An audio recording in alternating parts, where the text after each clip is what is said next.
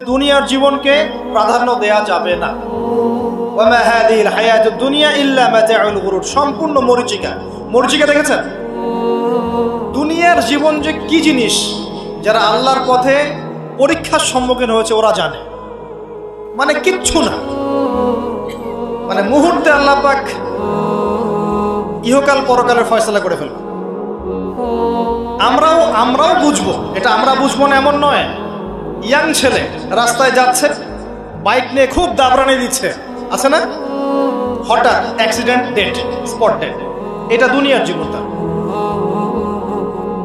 সারা জীবন দুনিয়ার পিছনে ছুটেছে, শেষ বয়সে হতাশ, কিছুই পেলাম না। পাবে না, কারণ আল্লাহর পথে না চললে শেষ বয়সে গিয়েও কিছু পাবেন না। যন্ত্রণা, হতাশা, গ্লানি ছাড়া। তখন দেখবেন আত্মহত্যা করে শেষ, ডেড। দেখবেন অনেক প্রতাপশালী বাচ্চা বড় বড় লেকচার দিচ্ছে, হঠাৎ রাস্তায় হাঁটতে হাঁটতে ডেড। সারাদিন রাত জেনা করেছে, মদ খেয়েছে, জেনা ছড়িয়েছে সমাজে, নগ্নতা, অশ্লীলতা ছড়িয়েছে, ভাইরাস মহামারী দিয়ে শেষ। দুনিয়ার জীবন কি জীবন! চোখের সামনে অহরহ এগুলো ঘটনা দেখছি আমরা। যাচ্ছে খুব সাদা আহ্লাদ করে, বর বিয়ে করতে যাচ্ছে, কার অ্যাক্সিডেন্ট, শেষ, ডেড। কিছু সাহাবী তো এমনও ছিলেন, বদরের যুদ্ধ করতে এসেছেন, হাতের মধ্যে কিছু খেজুর আছে, খেজুর খাচ্ছেন, খোরমা খেজুর খাচ্ছেন। তখন নবী সাল্লাল্লাহু আলাইহি ওয়াসাল্লাম দাঁড়িয়ে ভাষণ দিচ্ছেন যে ওয়াসাবিকু ইলা মাগফিরাতিম মির রাব্বিকুম ওয়া জান্নাহ। ওই যে আয়াতটা আছে, তোমরা এগিয়ে চলো তোমাদের রবের ক্ষমার দিকে এবং জান্নাতের দিকে। আরদুহা কাআরদিস সামাই ওয়াল আরদ, যার প্রশস্ততা আসমান এবং জমিনের সমান। সাহাবী খেজুর খেতে খেতে খেজুরটা ফেলে দিলেন। আরেকজন সাহাবী জিজ্ঞাসা করলেন যে খেজুরটা ফেলে দিলেন কেন? তিনি বলছেন এই খেজুরগুলো খেতে অনেক সময় লেগে যাবে। নবী সাল্লাল্লাহু আলাইহি ওয়াসাল্লাম এমন কথা বলেছেন, এটা শোনার পরে আমি আর এক সেকেন্ড নষ্ট করতে যাচ্ছি না। খেজুর ফেলে দিয়ে যুদ্ধে ঝাঁপিয়ে পড়লেন, দেন শহীদ হয়ে জান্নাতে চলে গেলেন। তারাও তো মৃত্যুর স্বাদ গ্রহণ করেছেন, তাই না? সুমাইয়া রাদিয়াল্লাহু আনহা, আবু জাহেল তাকে নির্যাতন করছে, তার লজ্জাস্থানে বর্ষা ঢুকিয়ে দিয়ে, চিন্তা করতে পারেন, লজ্জাস্থানে বর্ষা নিক্ষেপ করে হত্যা করলো। সুমাইয়া রাদিয়াল্লাহু আনহা দেখতে কালো বর্ণের, চেহারা সুন্দর নয়, হয়তোবা আপনার মতো সুন্দর নয়, জান্নাতে এখন হাসছে ইনশাআল্লাহ তাআলা। তার স্বামী ইয়াসের, আবু জাহেল তাকে পিটাতে মেরে ফেললো, সে মারা গেল, শহীদ হয়ে গেল।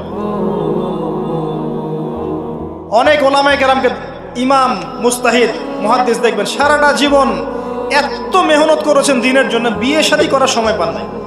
এমনও আছেন ইমাম এবং মুহাদ্দিস, জীবন তো তাদেরও ছিল। শুধু সাহাবী কেন, তাবেঈনদের দিকে তাকান, তাবেঈন তাকান, আমাদের 4 ইমামের দিকে তাকান। আবু হানিফা রাহিমাহুল্লাহ শেষ বয়সে জেলখানায়, কথিত আছে বিষ প্রয়োগে তাকে হত্যা করা হয়েছে। তার টাকার অভাব ছিল না, তিনি কিন্তু আমার মতো হতদরিদ্র ছিলেন না। আল্লাহ পাক তাকে সম্পদও দিয়েছিলেন, সমস্ত সম্পদ বিলিয়ে দিয়েছেন দ্বীনের জন্য। ইমাম শাফিঈ রাহিমাহুল্লাহ, তার দিকে তাকান। আহমদ বিন হাম্বল রাহিমাহুল্লাহ, তার দিকে তাকান।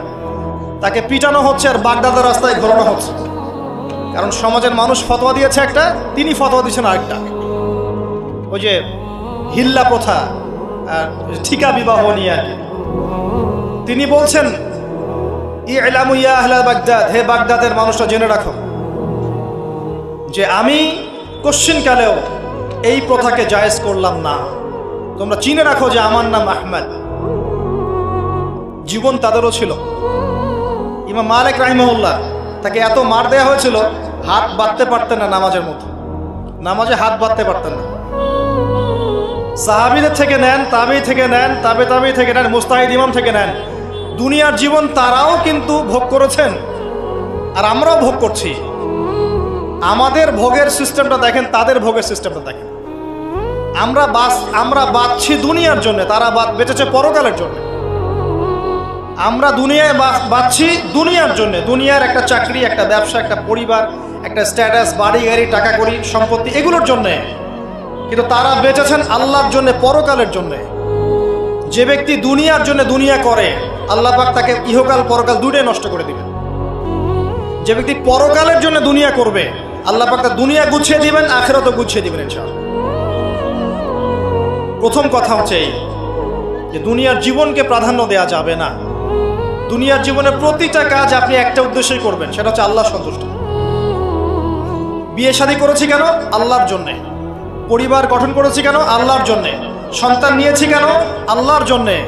দিন শিখেছি কেন? ইলম শিখেছি কেন? আল্লাহর জন্যে। চাকরি কেন করি? আল্লাহর জন্যে। প্রতিটা কাজ ইবাদত হবে যদি আপনি মুহাম্মদ সাল্লাল্লাহু আলাইহি ওয়াসাল্লামের তরিকা মেনে চলেন।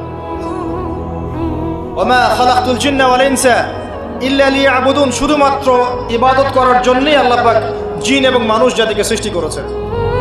আপনাকে আল্লাহ পাক এই হায়াতটা দিয়েছেন। এখন বাকি সময়টা চিন্তা করেন, আগামী 30-40 বছর কিভাবে কাটাতে চান? দুনিয়ার জন্য বাঁচবেন না আল্লাহর জন্য বাঁচবেন? যদি আল্লাহর জন্য বাঁচতে চান, সর্বশেষ হেদায়েত আল কোরআন এবং সর্বশেষ নবী মুহাম্মদ সাল্লাল্লাহু আলাইহি ওয়াসাল্লাম, এর বাইরে কিচ্ছু নাই ভাই। সারা দুনিয়ার মানুষ মিলে যদি বলে যে কোরআন সুন্নাহর মধ্যে আছে সুদ হারাম, কিন্তু সুদ হালাল হালাল হালাল, কোশ্চিনকালে হালাল হবে না। সারা দুনিয়ার মানুষ একটা মাঠে যদি এসে বলে সুদ হালাল, সুদ ভালো, কোশ্চিনকালে হালাল হয়ে যাবে না, হারামই থেকে যাবে। সারা দুনিয়ার মানুষ যদি বলে পর্দা করার দরকার নাই, এটা সেকেলে সেকেলে সেকেলে, এটা সেকেলে হয়ে যাবে না, এটা ফরজ থেকে যাবে। কিচ্ছু নাই কোরআন সুন্নাহর বাইরে, কিচ্ছু নাই। যা আছে দেখছেন বোগাস, যার কোনো ভিত্তি নাই, মানুষের মন গড়া প্রবৃত্তির অনুসরণ। এখন আপনি যখন কোরআন এবং সুন্নাহর কাছে আসতে চাইবেন, তখন কিন্তু আপনি চতুর্দিক থেকে বাধা পাবেন। এই পথ চলাটা এত সহজ হবে না। হ্যাঁ, কাদের জন্য সহজ হবে? যারা প্রোটেস্ট্যান্ট মুসলিম হবে। কি মুসলিম? প্রোটেস্ট্যান্ট মুসলিম। এটা কেমন? মানে ওটাও ঠিক এটাও ঠিক, সুদ খেলেও হয় না খেলেও হয়, পর্দা করলেও হয় না করলেও হয়, নামাজ পড়লেও হয়, মাঝে মাঝে ছাড়লেও হয়, যাকাত দিলেও হয় না দিলেও হয়। মডারেট প্রোটেস্ট্যান্ট মানে কোরআন সুন্নাহয় যা আছে এগুলো খুব কঠিন মনে হয়, এটা মৌলবাদী মৌলবাদী মনে হয়, এগুলো মানলে তো এই যুগে চলা যায় না, এগুলো ওই যুগের জন্য। এরকম ভার্সনে যারা চিন্তা করবে তাদেরকে কষ্ট পেতে হবে না। তারা দেখবেন কষ্ট না করেই দুনিয়ার জীবন কাটিয়ে দিচ্ছে, ওদের কোনো বাধা বিপত্তি আসবে না। আপনি যখন কোরআন সুন্নাহকে আঁকড়ে থাকবেন, কেমন করে আঁকড়ে থাকবেন? মারির দাঁত দিয়ে কামড়ে থাকবেন, নবীজি বলেছেন। মারির দাঁত দিয়ে কামড়াতে বলেছেন, সামনের দাঁত দিয়ে কামড়ালে ছটকে যাবে, টান দিলে ছিঁড়ে যাবে। মারির দাঁতে কামড় দিলে, টান দিলে সহজে ছিঁড়বে না। এভাবে থাকলে আপনার বাধা আসবে। এখন আপনার সামনে দেখবেন আপনি কিছু ফিতনা এবং কিছু সলিউশন। আপনি নিয়াত করেছেন যে আপনার যে গুনাহগুলো হয়েছে এগুলো থেকে আপনি তওবা করবেন ইনশাআল্লাহ। আগামী দিনগুলো আপনি কোরআন এবং সুন্নাহ অনুসারে চলবেন। এই কথার সাথে একমত আছেন তো? এখন চলতে গিয়ে দেখবেন যে আপনি কিছু স্পষ্ট বিষয় দেখতে পারবেন যেগুলোর সাথে আসলে কোরআন সুন্নাহর খুব একটা মিল পাওয়া যাবে না। আপনি দেখবেন স্পষ্ট শিরক করছে মুসলিমরা, আপনি দেখবেন স্পষ্ট বেদাত করছে, আপনি দেখবেন হারাম খাচ্ছে। মুসলিম যুবকরা মাদক, পর্নোগ্রাফি, জেনা, ফ্রি মিক্সিং, আপনার জুয়া, ক্যাসিনো, এই যে আপনার টিকটক প্রজন্ম, এগুলো নিয়ে ব্যস্ত আছে। আপনি স্পষ্ট দেখবেন মেয়েরা বেহায়ের মতো ঘুরে বেড়াচ্ছে। আপনি স্পষ্ট দেখবেন যে আপনি হালালে থাকলে চাকরি পাচ্ছেন না। আপনি স্পষ্ট দেখবেন পরিবারের লোকজন কথা শোনে না। আপনি এমনও দেখবেন ওলামায়ে কেরামের মাঝে ঐক্য নাই, এমন দেখবেন। আপনি এমনও দেখবেন যে মানুষ দিনকে দুনিয়ার বিনিময়ে বিক্রি করে দিচ্ছে। আর এমন দেখবেন যারা আপনার উপরে আছে তারা দিন সম্পর্কে তেমন কোনো জ্ঞান রাখে না। এমন জটিল পরিস্থিতিতে আপনি কি করবেন তখন? এরপরে আপনি যখন বিশ্বের দিকে তাকাবেন তখন দেখবেন বিশ্বের সমস্ত পরাশক্তিরা ঐক্যবদ্ধ ইসলামের বিরুদ্ধে। বিশ্বের সমস্ত বড় বড় পরাশক্তিরা ঐক্যবদ্ধ ইসলামের বিরুদ্ধে। দেখবেন আপনি ইসলামের কোনো খিলাফা নাই, দেখবেন কোনো ইমাম নাই, কোনো আমির নাই, কোনো জামাআ নাই। দেখবেন আপনি সেই রকম সলফে সালেহিনদের যুগের মতো শৌর্য-বীর্য, ব্যক্তিত্ব, গায়রাত কিছু নাই। মনে হবে যেন আমরা দাসত্বের শৃঙ্খলা আবদ্ধ হয়ে গেছে। তখন আপনি কষ্ট পাবেন মনে মনে। আপনার মধ্যে ঈমান থেকে থাকলে আপনি কষ্ট পাবেন, ভেতর থেকে কষ্ট ফিল করবেন। যদি প্যারালাইজড রোগী হয়ে থাকেন তাহলে কষ্ট ফিল করবেন না। চেতনা থাকে দিনের, কষ্ট ফিল করবেন। তখন আপনার স্ট্রাগল শুরু হবে। তখন আল্লাহ যদি আপনাকে বুঝ দেন, আল্লাহ দেখবেন আপনি কি করেন। আপনার মেধা দিয়ে আল্লাহ আপনি কি করেন, আপনার অর্থ দিয়ে আপনি কি করেন, আপনার হায়াতটা দিয়ে আপনি কি করেন, আপনার এই যে জনবল দিয়ে আপনি কি করেন, আল্লাহ আপনাকে যা দিয়েছেন তা দিয়ে আপনি দিনের জন্য কি করছেন, আল্লাহ পাক তখন দেখবেন। এই জায়গায় আমি আপনাকে কিছু সলিউশন বলছি। এটা শুধু আপনাকে বলছি তা নয়, আমি নিজেও এটা ফিল করি, লালন করি। আর আমি এমন কিছু বলবো না যা আমি নিজে আপনার জন্য পছন্দ করি না। যেটা আমি নিজের জন্য পছন্দ করি সেটাই আপনাকে বলবো। প্রথম কথা, এখানে আপনাকে গাইডেন্স দিবে আল কোরআন।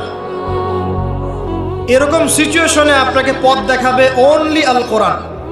এরপর নবী সাল্লাল্লাহু আলাইহি ওয়াসাল্লামের হাদিস। এখানে আপনার দায়িত্ব আসবে প্রথমত কোরআন পড়া শিখতে হবে। প্রথম কাজটা কি ভাই? কোরআন পড়া শিখতে হবে, তেলাওয়াত শিখতেই হবে, নিয়মিত তেলাওয়াত করতে হবে। একটা দিন যাবে না আপনার জীবনে যে কোরআন তেলাওয়াত আপনি করেন না, ইনশাআল্লাহ। বেশি থেকে বেশি করবেন, বেশি থেকে বেশি। আমার পরামর্শ হচ্ছে দিনে এক পারা করে করার চেষ্টা করুন। এরপর দায়িত্ব চলে আসবে আপনার কোরআন বোঝা। আপনি কিছু অংশ মুখস্থ করবেন, হিফজ করবেন, অর্থটা বোঝার চেষ্টা করবেন, কোরআনের ভাষাটা শেখার চেষ্টা করবেন। এর সব কিছু আপনি বুঝতে পারবেন না, তখন কি করবেন? আলেম ওলামার কাছে যাবেন, তাদের সোহবতে গিয়ে পড়ে থাকবেন। যে বিষয়টা বুঝতে পারছেন না জিজ্ঞাসা করে জেনে নেবেন। ফাসআলু আহলা যিকরি ইন কুনতুম লা তা'লামুন। এরপর কোরআনের আদেশ নিষেধগুলো আপনি মেনে চলবেন, নিজের পরিবারে এবং নিজের অধীনস্থদের মধ্যে। এরপরে আপনি থেমে যাবেন না। কোরআনের দাওয়াত আপনি যতটুকু জানেন এটা মানুষের কাছে প্রচার করবেন। মাদ্রাসা করবেন, মসজিদ আবাদ করবেন, মক্তব চালু করবেন, কোরআনের একটা রেভলিউশন ক্রিয়েট করবেন। কোরআনের জন্যে আপনার জান মাল অর্থ বিলিয়ে দিবেন।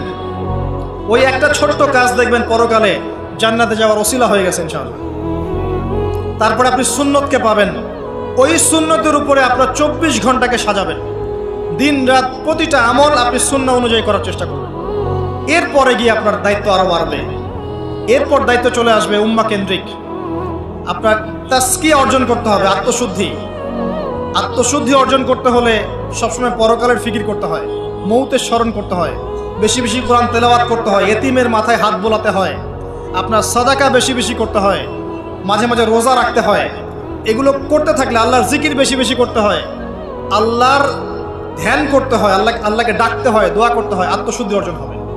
একই সাথে আপনার অন্তর থেকে হিংসা, বিদ্বেষ, এই যে গীবত, রিয়া, অহংকার, সমালোচনা, সংস্কৃতি দূর করতে হবে।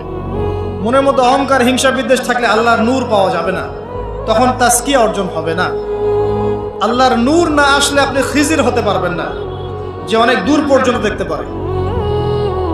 সূরা কাহফের মধ্যে ঘটনা পাবেন।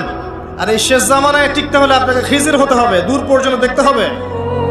শোনেন, দূর পর্যন্ত দেখতে না পারলে বর্তমানকে মনে হবে ভবিষ্যৎ। এখন যে ফিতনাময় পরিবেশে বসে আছে এটা বর্তমান, এটা ভবিষ্যৎ নয়। একটা কথা বলেছিলাম বেশ কয়েক বছর আগে যে আপনার এমন একটা সময় আসতে যাচ্ছে যখন ক্যাশলেস সোসাইটি থাকবে, মানে কাগজের টাকাটাও থাকবে না। অনেক দিন আগের কথা। তখন কিছু মানুষ আমাকে বলেছিল, পরামর্শ দিয়েছিল এবং শুভাকাঙ্ক্ষী আর কি আমার। আর দিন দিন আমার শুভাকাঙ্ক্ষী বাড়ছেই আলহামদুলিল্লাহ, যে ভবিষ্যৎ বক্তা, তুমি হচ্ছে ভবিষ্যৎ বক্তা। তা আমি বলেছিলাম যে আমি যেটা বলেছি এটা ভবিষ্যৎ না, এটা বর্তমান। বর্তমান সম্পর্কে আপনার খবর নাই বলে বর্তমানকে আপনার ভবিষ্যৎ মনে হচ্ছে। এখন যা দেখছেন এগুলো বর্তমান, এগুলো ভবিষ্যৎ না। খুব অল্প সময়ের মধ্যে এই পরিস্থিতিগুলো দেখবেন পরিবর্তন হয়ে গেছে। আসেন, যখন ব্যক্তিকেন্দ্রিক কাজ শেষ হয়ে যাবে তখন আপনাকে উম্মাহ কেন্দ্রিক চিন্তা করতে হবে।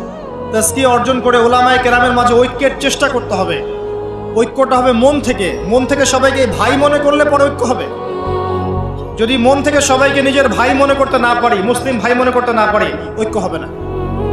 যদি আমি মনে করি আমি জান্নাতের ডিলার, তোমার লিজ লাগলে আসো নিয়ে যাও, ঐক্য কখনো হবে না। অনলাইনে যাবেন দেখবেন সারা দিন কাদা ছড়াছড়ি। আর এমন এমন বিষয়গুলোকে নিয়ে আমরা কাদা ছড়াছড়ি করছি যেগুলো নিয়ে কথা না বললেও পরকালে কিছু যায় আসবে না ইনশাআল্লাহ।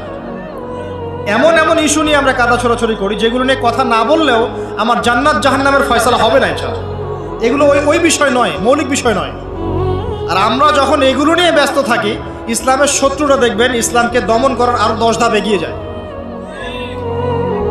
আমরা ইন্টেলেকচুয়াল হতে পারছি না, ঐক্যের চেষ্টা করতে হবে, যার যার জায়গা থেকে করতে হবে, এবং মিসাল দৃষ্টান্ত নিজেকে স্থাপন করতে হবে যে নিজে যখন সবার সাথে মিশবো তখন দেখবেন মানুষ রিসিভ করে নিবে যে হ্যাঁ উনি সবখানেই আসছে, উনি সাম্প্রদায়িক চিন্তা করছে না। বিষয়গুলো হচ্ছে উম্মা কেন্দ্রিক চিন্তা করতে হলে ঐক্যের বিকল্প নাই।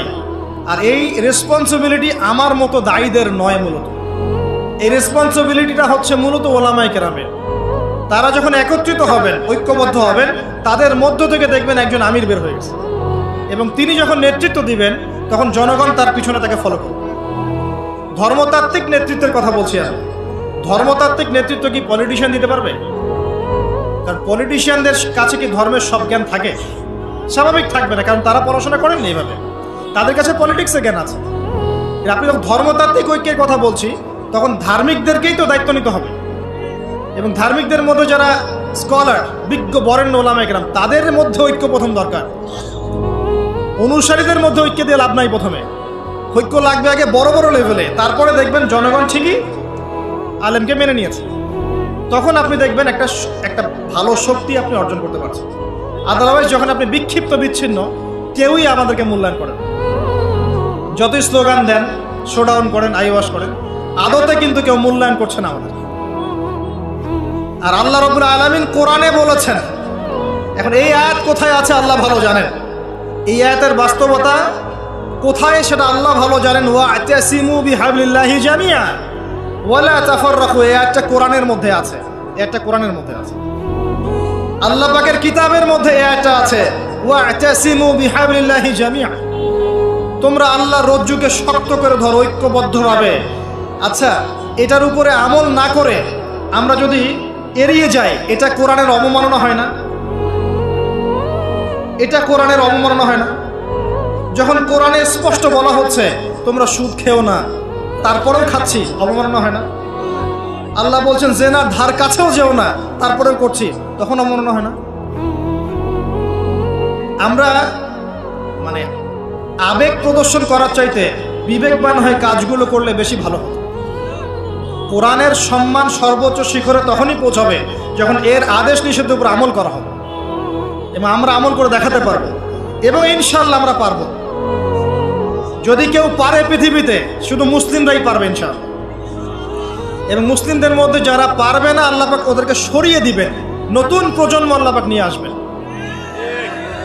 ইনশাআল্লাহ। যুব সমাজ পারবেই, পরবর্তী তরুণ প্রজন্ম এবং আগামী ছোটদের প্রজন্মরা পারবেই ইনশাআল্লাহ। যদি কেউ পারে, এরাই পারবে ইনশাআল্লাহ। ইনশাআল্লাহ দেখবেন আমাদের মতো মানুষদেরকে দিয়ে যদি কাজ না হয়, আল্লাহ পাক আমাদেরকে সরিয়ে দিবেন, দিয়ে এমন এমন মানুষ আল্লাহ পাক তৈরি করবেন যারা এই চেয়ারগুলোতে বসে কোরআন সুন্নাহকে হাতে নিয়ে বিশ্বকে নেতৃত্ব দেবে ইনশাআল্লাহ। আসবে এক সময়, অপেক্ষা করতে থাকেন, কারণ আমরা আখিরুজ্জামানের হাদিসগুলো সম্পর্কে জানি। একটা সময় চলছে মুসলিমদের ডমিনেশনের সময়, এরপর একটা সময় আসবে যখন মুসলিমরাই এই বিশ্বকে নেতৃত্ব দেবে ইনশাআল্লাহ। ইসলামই হবে এই বিশ্বের একমাত্র সুপার পাওয়ার। আল্লাহ রাব্বুল আলামিন ওই জেরুজালেম থেকেই আরও একবার কিয়ামতের আগে পুরো বিশ্বে ইসলামিক খেলাফা বাস্তবায়ন করবেনই ইনশাআল্লাহ। এটা প্র্যাকটিক্যালি আপনার আমার কিছু কাজ আছে, ইলম অর্জন করা আমাদের কাজ। আমাদের এত বড় বড় কাজ নাই, আমাদের যতটুকু সামর্থ্য এতটুকু কাজ আছে। আমাদের কাজ আগে ইলম অর্জন করা, আমাদের কাজ জানা অনুযায়ী আমল করা, উলামায়ে কেরামের সাথে সম্পর্ক রাখা, মাদ্রাসার সাথে সম্পর্ক রাখা, জ্ঞানের চর্চা করা, হালাকাগুলো বাড়ানো, ইমানের চর্চা করা। আমাদের কাজ পরিবারগুলোকে সংশোধন করা। যদি কথা না শোনে ছেড়ে দেন, একক পরিবার গঠন করেন। বুঝাতে বুঝাতে যদি দেখেন যে আপনার পরিবার লুতের স্ত্রীর মতো হয়ে গেছে, বা নূহ আলাইহিস সালামের স্ত্রীর মতো হয়ে গেছে, তার ছেলের মতো কথা শোনে না, ছেড়ে দেন, আপনি আলাদা থাকেন। তাও ইমানের সাথে আপোষ করেন না। আসহাবুল কাহফ সমাজ, পরিবার সব ছেড়ে দিয়ে চলে গেছে, চলে যায় না, সব ছেড়ে দিয়ে চলে গেছে। যখন কেউ কথা শোনে না, একাই থাকতে হয় আল্লাহর রজ্জুকে ধরে। আল্লাহ পাক ইব্রাহিম আলাইহিস সালামকে বলেছেন তুমি একাই একটা উম্মাহ, ইব্রাহিম তুমি একাই একটা উম্মাহ। তো আমাদের কিছু কাজ আছে ভাই, ইমানের চর্চা করা, ইলম অর্জন করা, ওলামায়ে কেরামের সোহবতে যাওয়া, তাজকিয়া, আত্মশুদ্ধি অর্জন করা, অন্তরে আল্লাহর নূর পাওয়ার চেষ্টা করা, বেশি থেকে বেশি ইবাদত করতে থাকা, সময়কে মূল্যায়ন করা, সময়কে মূল্যায়ন করা, জীবনটা গুছিয়ে নেওয়া। কারণ আমি এখানে থাকতে আসিনি, আমি আপনি এখানে থাকতে আসিনি। আজকে থেকে 50 বছর পরে, 100 বছর পরে এখানকার একটা মানুষও বেঁচে থাকবে না। এখানে আমরা বসে আছি যারা, কেউ থাকবে না, এই বিশ্বের কোনো নেতা থাকবে না। আজকে থেকে 100 বছর পরে এই ন্যাটো, জাতিসংঘ, হাবিজাবি কিচ্ছু থাকবে না। আপনি বিশ্বের যত পরাশক্তি দেখছেন এগুলো কিচ্ছু থাকবে না। এই পৃথিবীর যে মানুষগুলো এখন বেঁচে আছে 100 বছর পর কেউ থাকবে না। এখন মনে হচ্ছে এরাই সব, এগুলো সব না। 100 বছর, জাস্ট 100 বছর। আরে কিয়ামতের মাঠই তো হবে 50,000 বছর। কিয়ামতের মাঠ কত বছর? এই তুলনায় 100 বছর কিছু সময়? আল্লাহর কাছে 100 বছর কোনো সময় না। 100 বছর পর কিচ্ছু থাকবে না, কোনো আমি আপনি কেউ না, আমি আপনি কেউ থাকবো না। তো এই দুনিয়ার জীবনটাকে মূল্যায়ন করেন, গুছিয়ে নেন। আপনি জীবনের প্ল্যান করেন, আগামী 5 বছর আপনি কি করতে চাচ্ছেন, কতটুকু পড়তে চান, কি কি সনদ অর্জন করতে চান, কোন কোন বই আপনার পড়া হয়নি। আগামী 5 বছরের মধ্যে আপনার একটা ভালো জব দরকার, কি জব করবেন আপনি, যেটা করলে আপনি হালাল খেতে পারবেন। কত বছর আপনি বিয়ে করতে যাচ্ছেন এবং বিয়ের পর আপনি কিভাবে সন্তান প্রতিপালন করবেন। যখন আপনার বয়স 50 হবে তখন আপনার ছেলের বয়স কত হতে পারে, প্ল্যান করতে হয় জীবন সম্পর্কে। এবং আমি সেভ করব সম্পত্তি ভবিষ্যতের জন্যে, কিসে সেভ করব? আমি এমন সম্পত্তি যদি সেভ করি, জমাই, যেটার মূল্য সামনে গিয়ে কমে যাবে, তাহলে আমি ঠকবো। যদি আমি এমন সম্পত্তিতে সেভ করি যেগুলোর মূল্য বাড়বে, আমি জিতবো। জীবনকে নিয়ে প্ল্যান করতে হয়। এবং এই সময়টুকুতে আমি দিনের জন্য কি করতে চাই, দিনের জন্য আমি কতটুকু করতে চাই। আমার দ্বারা কি একটা মসজিদ করা সম্ভব না? আমার দ্বারা কি একটা মাদ্রাসা করা সম্ভব না? আমি কি একটা এতিম প্রকল্প করতে পারি না? আমি কি একটা বিধবাদের প্রজেক্ট করতে পারি না? আমি কি একটা মা বোনদেরকে নিয়ে সেলাই মেশিনের কোনো প্রজেক্ট করতে পারি না? আমি কি মানব সেবামূলক কিছু কাজ করতে পারি না? ছোট্ট একটা সামাজিক সংগঠন করতে পারি না? কিছু একটা তো করতে পারি আমি। আল্লাহ পাক কি আমাকে কোনো প্রতিভা দেন নাই? আল্লাহ পাক কি আমাদেরকে কোনো প্রতিভা দেন নাই? একজন আলেম হয়ে আমি কি 100-200 ছাত্র বের করতে পারি না? একটা বড় এমন একটা প্রতিষ্ঠান কি করতে পারি না যেখান থেকে বছরে বছরে মাশাআল্লাহ বিশ্ব বরেণ্য আলেমরা বের হবে? পারি না? কিছু তো পারি। আল্লাহ পাক কিছু তো শক্তি আমাকে দিয়েছেন। আল্লাহ পাক তো বলেননি আমাকে এখন অস্ত্র নিয়ে নামো মাঠে, বলেছেন? আমার তো পরিবেশই নাই। বাংলাদেশের মানুষ 90% মুসলিম বলছি আমরা, দেখবেন 80% নামাজ পড়ে না।